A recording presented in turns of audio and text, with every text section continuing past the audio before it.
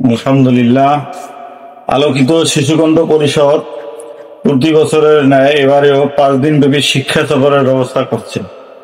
আমাদের মাদ্রাসার ছাত্র শিক্ষক ও কমিটি উপদেষ্টা পরিষদের সদস্য সহ প্রায় আমরা 50 জন শিক্ষা সফরে এবারে রওনা দিচ্ছি।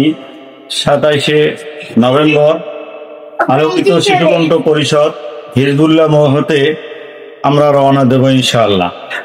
28শে নভেম্বর 2025 শাহজালাল ইয়ামিনী রহমতুল্লাহ আলাইহির মাজার, শাহপরান ইয়ামিনী রহমতুল্লাহ আলাইহির মাজার, গোরগাঁও জাদুঘর, আলী আমজাদের ঘড়ি ও মাল্লি ছড়া চা বাগান, জাফলং নদীর পাথর আর পাহাড়ের মিশালে অপরূপ স্থান পরিদর্শনের জন্য ইনশাআল্লাহ।